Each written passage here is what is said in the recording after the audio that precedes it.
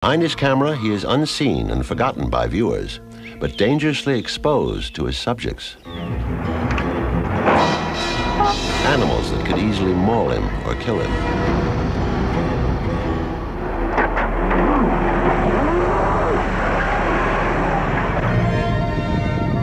Cataclysms of nature that could swallow him up.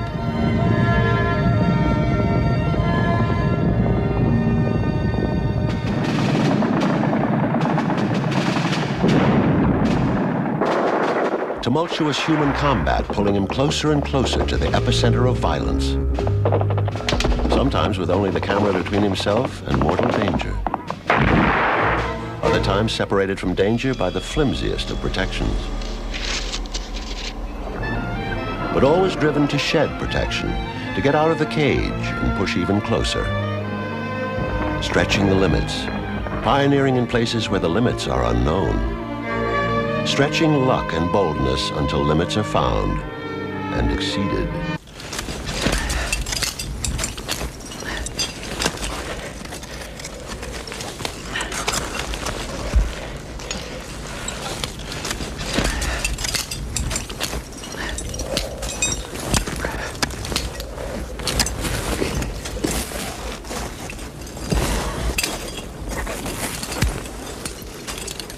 The cameraman is David Brashears, shooting a climb on an ice face in New Hampshire.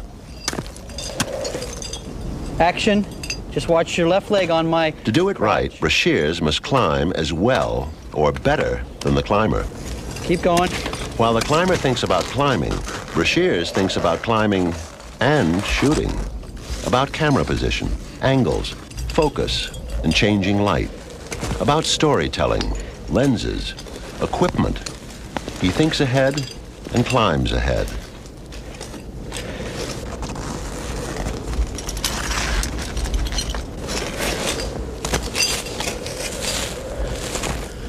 Brashears is one of the top mountaineering cameramen. He's been on 6 Mount Everest climbs, twice getting to the summit with his camera. The job is never over. You don't crawl into your sleeping bag at night and just go to sleep. There's always some fooling around with equipment, loading a magazine for the next day, being more prepared than the other people have to be, and also getting up earlier to get that extra shot, to be in position when they begin their ascent or when they leave camp. Doesn't matter if you're cold, doesn't matter if you're tired, it doesn't matter if you're hungry. You just do it.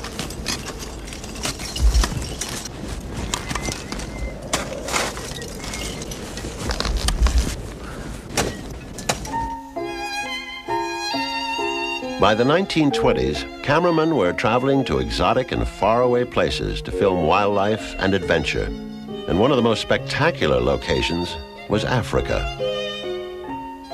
Americans at home had never seen such images as these. They were thrilled by them. This was the golden age of photographic exploration.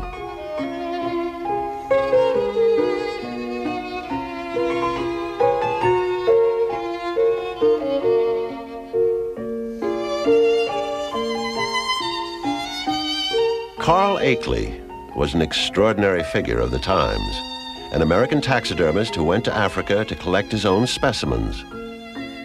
Trying to shoot a leopard, he only wounded it. It counterattacked, and he managed to kill it with his bare hands. Akeley's insistence on recording accurate details for his taxidermy led him to photography, and his frustration in filming fast-moving African scenes led him to invent a better camera for action photography. The distinctive, rounded Akeley camera revolutionized nature photography and was also used to film newsreels, combat in World War I, and Hollywood movies. In Africa, Akeley joined forces at times with the celebrity filmmaking couple Martin and Osa Johnson. As filmmakers, the Johnsons were less interested in documentation than sensational entertainment.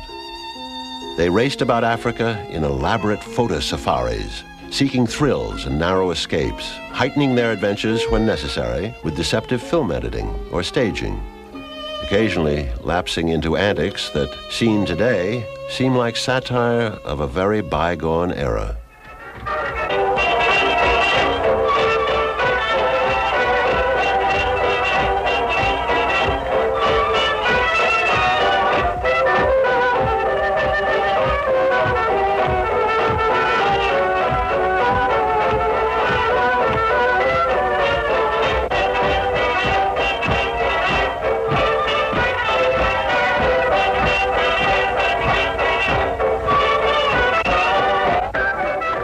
The Johnsons were a glamorous pair. Martin was an all-American guy from a small town in Kansas who started out as a cook for Jack London. Osa was a singer who'd never been anywhere until Martin carried her off to a life summed up in the title of her autobiography, I Married Adventure.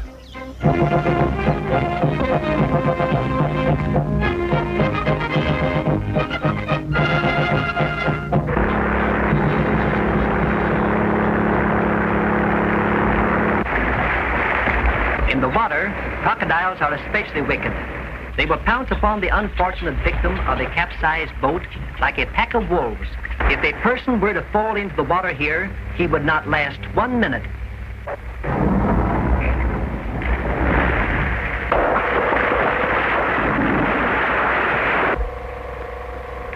We begin to feel uneasy, lest one might charge the boat. And this surly monster does, almost upsetting us.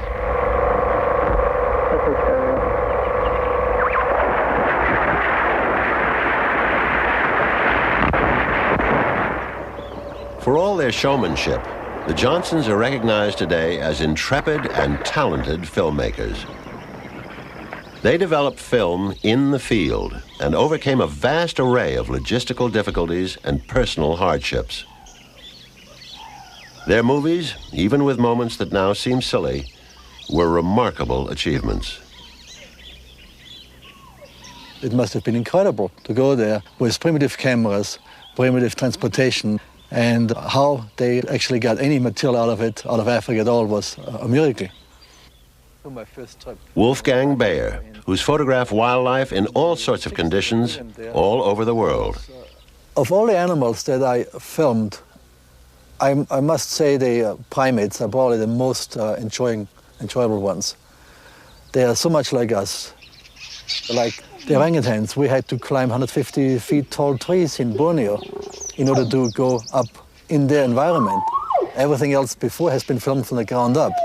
We wanted to go back, and we brought mountain climbing gear, and we went up into the trees, and all of a sudden we were face to face with the orangutans. Then they came over and they climbed up and down on our rope. They were right above us. They peed on us. You know, I'm looking up there, and what are you going to do? You hang, you're totally helpless, and some orangutan decides to pee on you. Then all you can do is just keep your head low and hope he doesn't do it too long. And we were hanging up at 150 feet on the ropes, which actually came up over a branch, and we tied the rope off down on the bottom on a different tree. And we will be filming up there, and we look down, all of a sudden there's an orangutan trying to untie our rope on the very bottom. And it's not a very good feeling, and we of course had to try to shout and throw things down and then get down as fast as we can to chase him away. Looking through a camera when filming wildlife or anything that could be potentially dangerous, it puts a barrier between you. It's almost like watching television, and you don't realize that danger could be just feet away from you. I was filming and I got in the middle of a fight, and I just was an innocent bystander. But a female came by at full speed, and she just grabbed my hand and bit me and drew quite a lot of blood. The only weapon I had along was my camera, which is a $50,000 piece of equipment. But in a case like this, I used it and started to hit the chimps over the head with my camera and get out back in the water where I was supposed to be. Chasing animals, over the years I've been bitten, scratched, attacked, and otherwise mutilated by coyotes, cougars, leopards, jaguars, baboons, chimpanzees, and of course numerous little creatures. Luckily nothing really poisonous. Nature and the animals give me so much enjoyment that what the hell, a few bites and a few diseases and a few injuries here and there, not going to kill me. You go out on these films, and you're with very professional people who really stay out of trouble. And of course, part of the fun for an audience is to see how people handle trouble. Filming on Alaska's Yukon River, Jim Lipscomb came up against a conflict familiar to action cameramen. Things were too safe. The Yukon raftsman navigated smoothly past all perils, and Lipscomb was filming an uneventful trip. But then they came to Five Finger Rapids, and suddenly they were losing control. It was a sort of a funny, perverse pleasure as I realized as the raft was swinging out and swinging out and swinging out, I could line up the shore behind it and I could see they weren't going to miss it. Looking pretty bad, boy. Yeah. So I realized, oh boy, these guys are into it at last. They really got themselves in trouble, and I'm so glad. And then I thought, but I'm with them. Watch the logs. And that 10-ton raft stopped with the loudest noise I think I've ever heard in my life.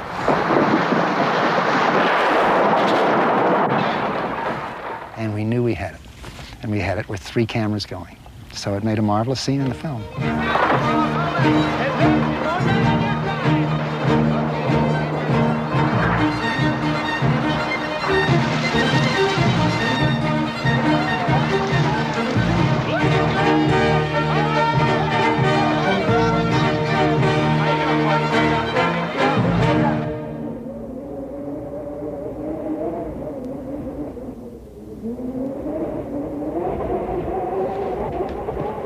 Jim Lipscomb has made films about people and about animals. He says people are more treacherous. But it was the animals he photographed for Polar Bear Alert that taught him a personal lesson about fear. It began with his own brave insistence on getting closer to the bears. When he decided against filming as planned from the safety of a vehicle called a tundra buggy, his guides started getting anxious. And so I said to the guide, we're going to have to get outside of that tundra buggy in order to film. He left his hammer. And he said, well, I can't let you outside the tundra buggy if the polar bear is closer than 60 to 80 feet because they're very unpredictable animals. You don't know what they're going to do, and they can get to you in 3 bounds and then look you over. And by the time they get finished looking you over, you're going to be dead. And I don't want any National Geographic photographer dead in my tundra buggy. So we said, okay, we'll build a cage. Yes, please. Lots. I didn't think when I got out there in the cage that I was going to feel any particular fear or that I was in any risk. And I thought I was going to be very calm. But then when that big bear walked up to the cage, something happened in my mind that was an entirely different kind of experience. And I think it's the first time I've ever identified it in my life. I felt fear.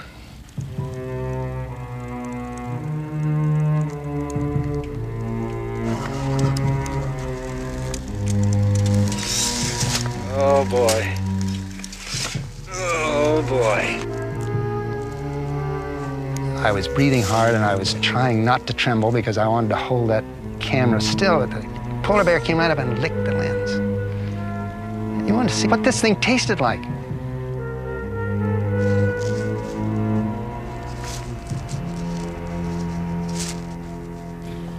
And I felt this, what it must be an atavistic fear, I think, that there was inborn through centuries, through eons of evolution into the human species, that this is not the place to be. You gotta get out of here. This thing is gonna get you. And I was just a tremble with the sense of fear of that thing, knowing all the time that I was presumably safe. There's a tremendous charge of adrenaline and excitement coming through to you. And you're thrilled to be there and to be experiencing it. I don't know that it's addicting because in retrospect, after you think about it, you think, well, that was a high I maybe just don't need anymore. I don't need that one again, you know? In 1914, motion picture photography reached into a new realm, underwater. John Williamson, a cartoonist and photographer for a Virginia newspaper, had a showman's ingenuity and a father who'd built a 30-foot flexible steel tube designed for underwater salvage work. Williamson climbed down into the tube. Through the window of an observation chamber he called a photosphere, he took still photos in 1913. And in the next year, the first moving pictures ever taken underwater. Only 1 year later, Williamson made the first theatrical movie produced underwater. These scenes are from his version of Jules Verne's 20,000 Leagues Under the Sea. Audiences were fascinated by these images. Others were fascinated by the Williamson photosphere itself. The eminent Alexander Graham Bell, inventor of the telephone, visited in 1922 and spent a half hour peering through the underwater window. Williamson emphasized the safety and dryness of the device by taking his wife and baby daughter below.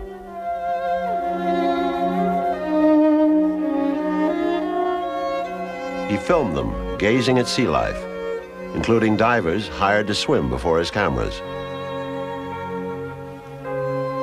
Shooting in the Bahamas, he lured sharks into the picture. The sharks attracted by the scent of chunks of horse meat dangled in the water over the photosphere. What remained to be done, of course, was filming by a cameraman who swam freely underwater. An Austrian zoologist, Dr. Hans Haas, was among the first to try to connect diving and photography. Dr. Haas experimented with many different cameras and housings, some of which leaked disastrously. But this was true pioneering. Equipment was devised from scratch, mostly handmade, improvised, with little sophistication in diving technology, and near total ignorance of undersea dangers. How would sharks react to a diver taking their picture? The only way to find out was to take the plunge. In 1939, Dr. Haas filmed underwater scenes that enthralled audiences and fired the imagination of future divers.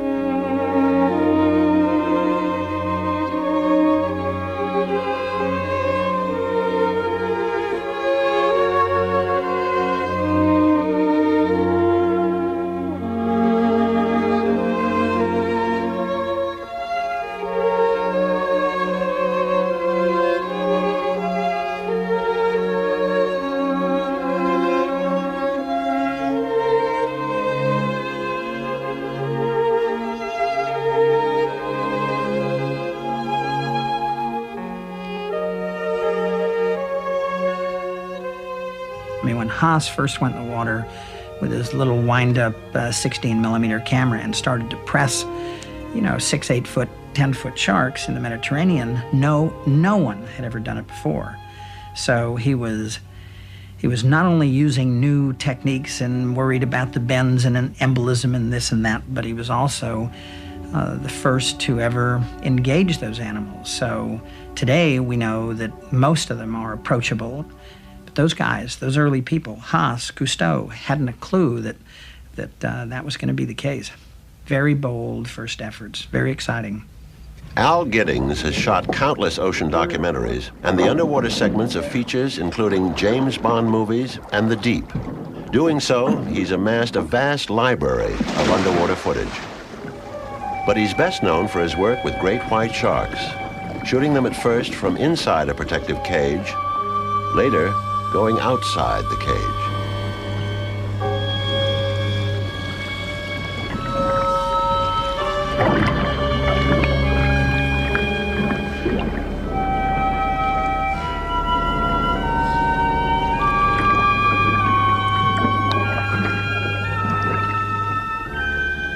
First time in the cages, most of us dropped to the bottom of the cage, hands and knees, and sort of cowered for a time because these 3,000-pound eating machines were pounding the bars and pushing the cages around.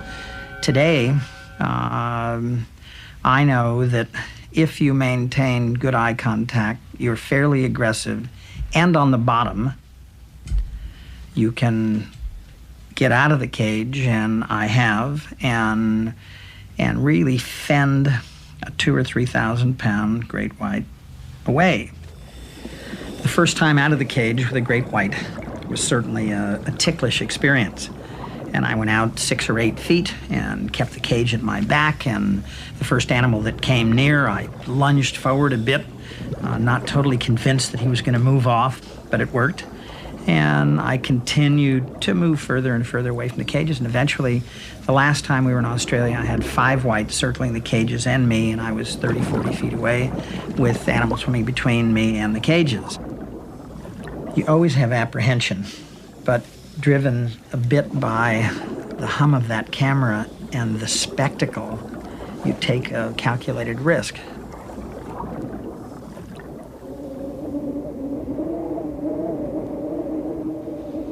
Giddings has taken his chances not only with the ocean's most fearsome creatures, but also with its most formidable places, like the hypnotically beautiful but perilous waters beneath the thick ice at the North and South Poles. Diving the North Pole, and for that matter, Antarctica, I think represents the toughest diving that I've done anywhere in the world. Surface conditions, north and south, 60, 70 below zero. Water temperature 28.5. A canopy of ice over your head, in most cases 8, 9 feet thick. Antarctic diving is very, very, very tough. Tough on the gear, tough on the people. You're still concerned about bends. You're still concerned about all the problems of shooting and making images. But again, you're going through a hole that's 30 inches in diameter, 40 inches in diameter, and you've got a limited air supply, and you're on the bottom perhaps 40 minutes, and you know, you're gonna run out of gas, and you've got to find that exit hole. If you are in trouble or you're confused as to where you entered, you want to go deeper. If you surface under the ice and you're trying to see the exit point and you're just under the canopy, of course you can't see anything. So, you know, in most cases, if you have an emergency, you're off to the surface. In this case, if you have an emergency, it's usually deeper to get a quick vantage point on where the exit hole is and out.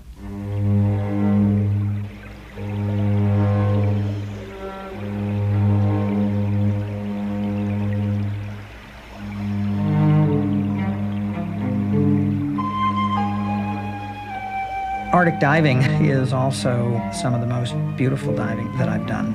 It's really a fairyland of sorts.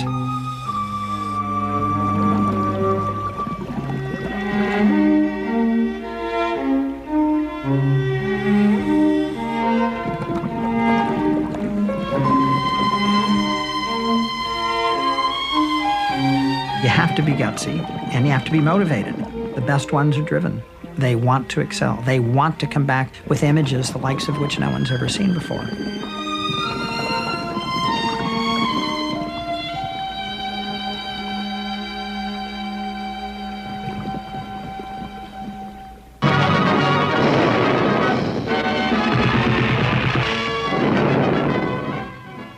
The camera goes to war. Each day it records the courage and heroism of our troops in battle.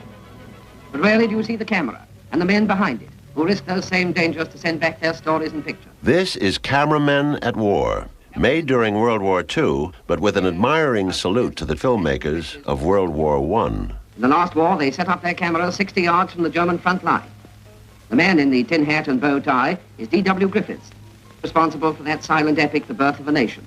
Their get-up may look a bit odd now, but they thrilled the audiences of their day with the first shots of a tank going into action. In World War II, top filmmakers, including John Ford, John Huston, William Wyler, and Frank Capra, produced war documentaries working in Hollywood with battle footage shot by military and civilian cameramen.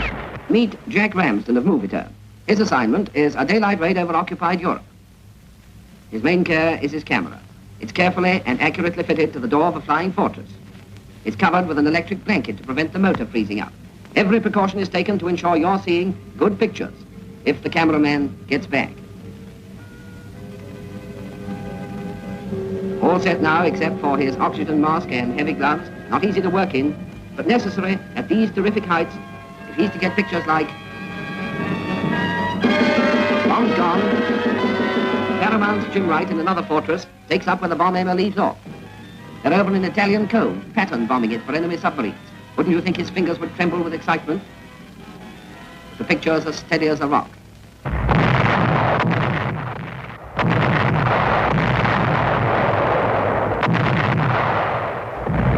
The amphibious invasion of the Pacific island of Tarawa in 1943, one of the bloodiest battles in the history of the U.S. Marine Corps. A documentary film about the battle, shot by Marine combat cameramen, later won an Academy Award.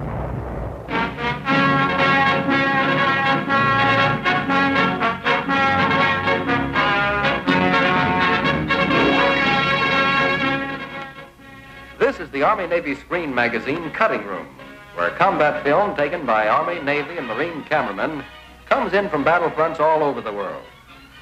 The Marine Staff Sergeant with the Expert Medal is 22-year-old Norman Hatch from Boston, Massachusetts. Sergeant Hatch went in with the first wave on the landing at Tarawa, armed with a pistol and a hand camera, and brought back a film record of the fighting on that island that looks as though it had been taken through a front-line gun sight.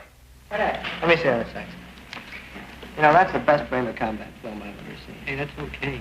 When an Army man says that to a Marine brother, he means it. Oh, just luck.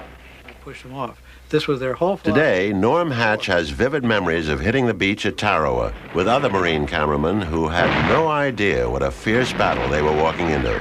They didn't know they'd have the extraordinary opportunity of seeing the enemy from so close that both sides in the fighting would be shown in the same frames of film.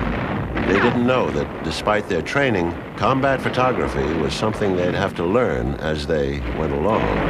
When we went in on Tarawa, the only experience that anybody had had in the Marine Corps doing a war story on film was Guadalcanal, and that was almost nothing at all. And so consequently, when we got ready to go, it was sort of like an improv situation, you know? Everybody makes it up on his own.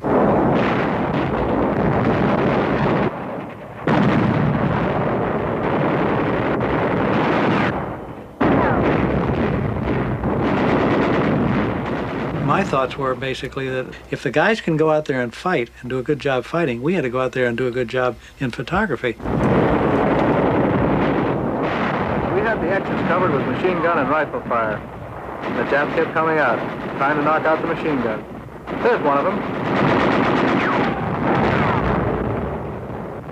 That sniper's got a bead on another. There's a squad of them.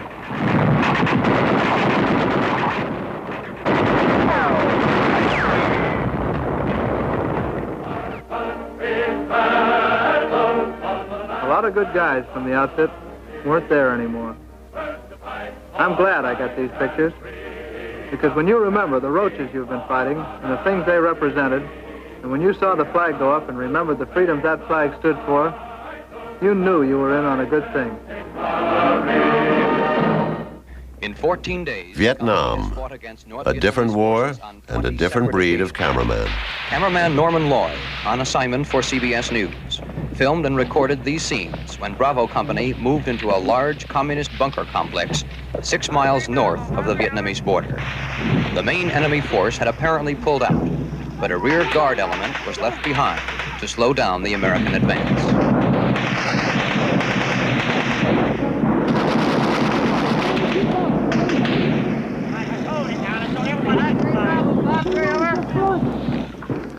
Norman Lloyd from Australia was a school dropout, a kangaroo hunter, a bar fighter, a loner. He went to Vietnam on his own, replaced a CBS cameraman who was missing in action, and stayed 4 years. He won 2 Emmys and made a reputation for courage verging on craziness.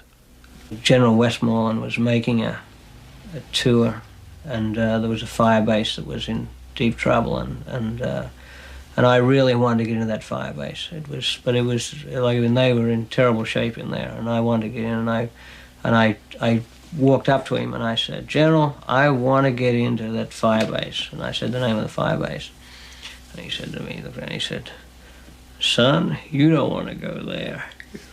And I said, "Yes, I do, sir." And he said, "No, you don't." And that firebase was overrun, like, you know, the next day or so. But I really wanted to get in there. But I went as high as I could to try.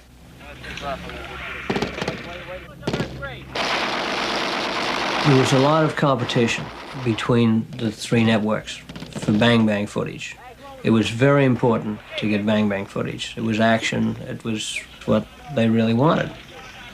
The pressure coming from New York, there was a lot of pressure on people, on correspondents, on crews, if someone wasn't getting the story. And this led to deaths where people would do silly things because of the pressure on them, and they'd go out and they'd get killed, and this definitely happened, and other people were killed with them because of the pressure.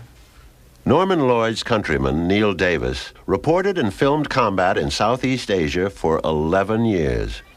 He was a legend among Vietnam cameramen, a master at covering combat. I would always try and go to the extreme front line because that's where the best film is. You can't get the spontaneity of action if you're not there. You can't get it if you're 100 meters behind the soldiers trying to get it with a telephoto lens. You don't see the faces, the expressions on their faces.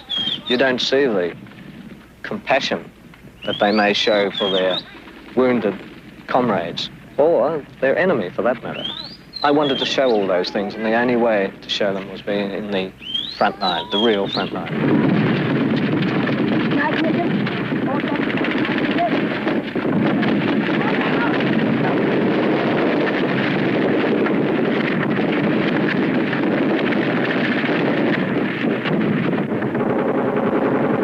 And the idea is, for a news cameraman, get the film and keep it rolling no matter what happens.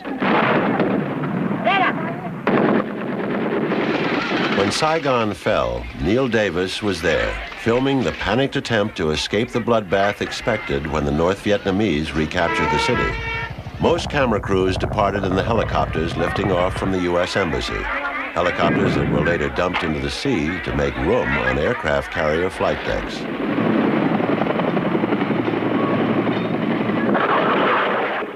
Neil Davis chose not to escape. He stayed behind, awaiting the conquering army and making some of the most powerful images of the Vietnam War. I didn't believe that there was a great danger as long as it survived the first few minutes of the communist occupation, where it's always very dicey, where there might be flare-ups and fighting immediately. Most people had left the streets. The civilian population had gone inside their houses and waited. I had decided the presidential palace was the place to be. And I went there alone and waited for them, and I thought I wasn't going to miss this end to the story. I had a moment's hesitation as the tank was approaching and the tank column was approaching, because they fired a few times to let people know they were about, I think, and crashed through that gate.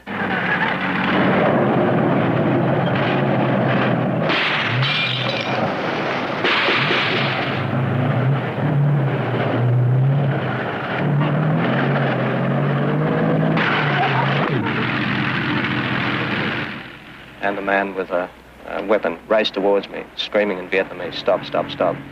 Well, I kept filming and we got quite close, and I rehearsed my bit before, which was in Vietnamese, "Welcome to Saigon, comrade." I've been waiting to film the liberation, and I had no qualms about that. I had it all right. And he said, "You're American." I said, "No, I'm not. I promise I'm an Australian, and I've been waiting for you." So he hesitated, and then some troops were coming out and surrendering from the palace. And he hesitated, then dismissed me and ran past, and I was able to then start filming again. In 1985, Neil Davis was shooting a coup in the streets of Bangkok, a tame event compared to the heavy combat he'd survived so many times. But on this day, an exploding tank shell hit Davis and his crew. His camera, dropped on the pavement, was still rolling as he was dragged away. But he was dead, and his sound man died a few hours later.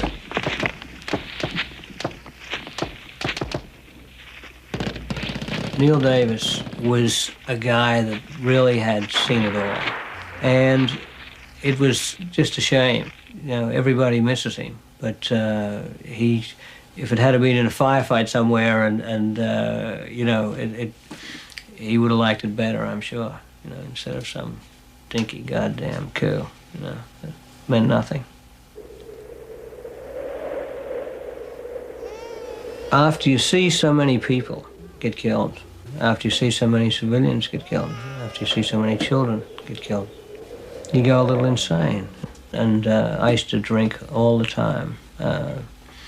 I thought of suicide a lot, you know. The only reason that I really didn't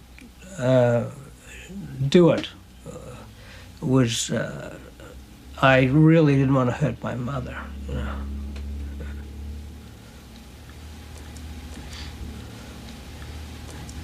If I had the opportunity to be a Vietnam cameraman again, I would do it because I know what effect it had on the world. It's taken years for me to get myself back together. But I'd do it again because I know that people have got to see what war is and what it means and the futility of it. Mount Everest, a symbol of towering, irresistible challenge. Its grandeur has always inspired awe and noble effort. But Everest is also a killer. Over 80 climbers have died on it. Many more have come down broken and defeated. The summit was first reached in 1953, and then by a second expedition before an American team tried it in 1963.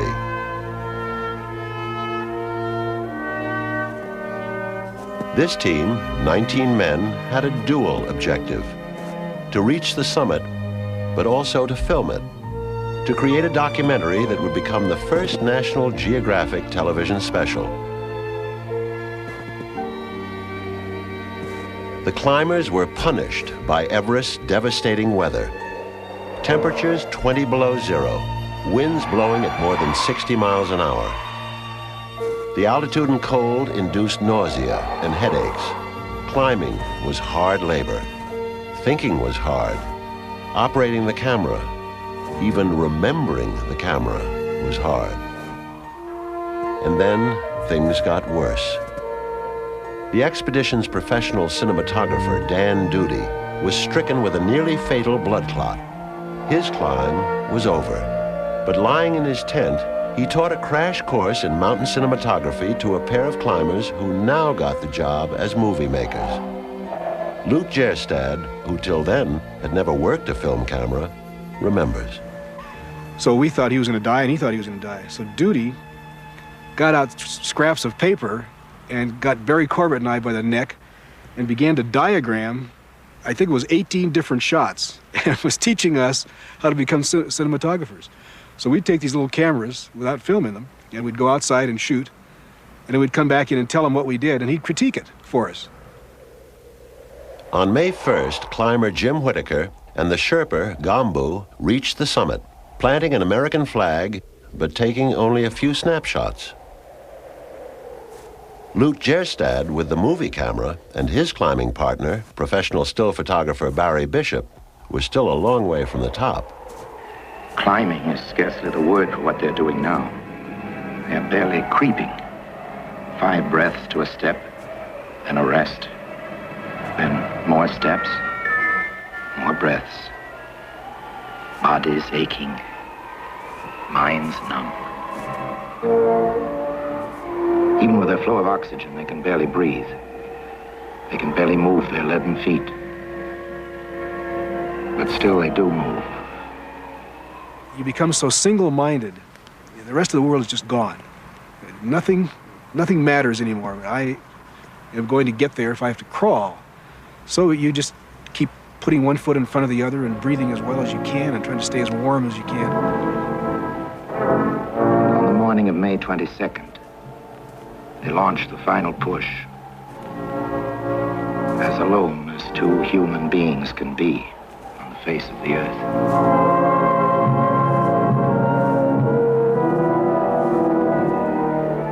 And then, before them is a sight to lift the heart and bring tears to the eyes. After 3 weeks, Jim Whittaker's maypole still stands fast, with Old Glory streaming in the winds of space.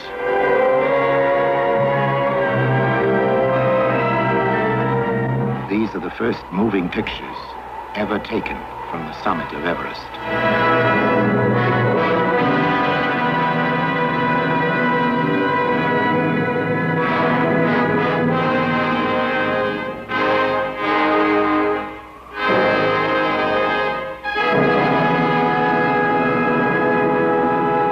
Blue-chested has his camera propped on the head of his ice axe, and the blur at the bottom is his furry glove.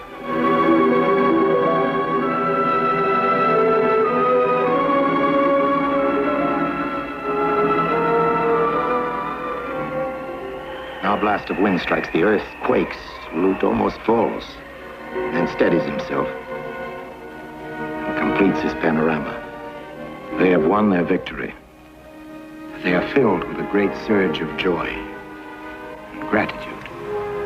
We probably spent 45 minutes to an hour on top, and all that was taken up by filming, really. And filming that long, certainly you pay a price for it, and Barry's price was that he lost parts of both little fingers and his fourth finger. And then in the bivouac that night, as a result of that, he lost all 10 of his toes and part of his foot bone in both feet. And we finally were flown back to Washington sometime end of July, I guess, that year, to get medals and awards and things. And part of this was to go to the Geographic, and they were going to show some raw footage. And I walked into this room not really paying a lot of attention to it and looking at the great pictures that had been taken. And all of a sudden, on the screen came my summit footage. I started to cry. I couldn't believe that it had come out. And then I remembered what it looked like. But I hadn't remembered what it looked like until I saw that. And it's because of that single-minded attitude of, get this job done, forget everything else, and then you can turn around and go home. 20 years later, David Brashears reached the summit and beamed a television picture to a satellite station for broadcast a week later on an American network. 25 years later, 1988, pictures from the summit were seen live on TV around the world. Thus, the dream of Captain John Noel was fully realized. Captain Noel, who carried the first movie cameras on Everest in the unsuccessful British expeditions of the early 1920s. His film continues to amaze mountaineering cameramen, not only for its clarity and coverage, but also his pioneering ordeal. He lugged heavy equipment. He developed the film himself on the spot, working in a mountainside tent, filtering glacier water, burning yak dung to provide heat to warm his chemicals.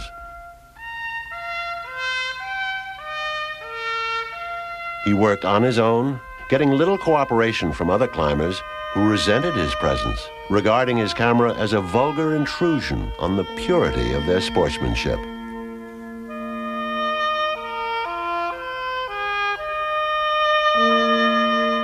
And yet, his film preserved the memory of the climb and made a legend of its tragic climax. Climbers George Mallory and Andrew Irvine struggling to within 600 feet of the summit before disappearing forever. Noel and the others watching through telescopes, then waiting anxiously as a search party led by N.E. Odell went up. Crossed blankets in the snow was the visual signal to those below that there was no hope, for Mallory and Irvine were gone. A signal first seen through Captain Noel's long lens. The emotion of that moment 64 years ago is still keenly felt by Captain Noel. He is 98 years old. The top of the North Col was a shelf of ice. And Odell, when he'd made the search and determined after 2 days and 2 nights that the men were dead, it just lost. He went up and he found the tent and he found these pieces of oxygen cylinder, and he came back and he gave us a message by signal. We had no wireless telephone in those days, they weren't known. He put a signal out across blankets, and the photograph I got, the best photograph I made in my life, was a circle made by the high-powered lens at 1.5 miles range, showing the cross blankets and showing the men walking away. And people asked me, what do you see? I couldn't tell them. I was overcome. I couldn't tell them.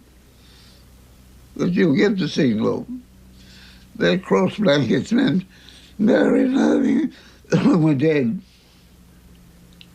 That is clearly shown. Almost 30 years passed before men reached the top of Everest. Almost 40 years till Lute Gjerstad fulfilled Captain Noel's dream of moving pictures from the summit. Captain Noel, filming a heroic quest on a great mountain, was one of the first of his kind. As the era of the action film cameraman was just beginning, he embodied its bold and adventurous spirit and made a lasting contribution to the tradition of cameramen who dared.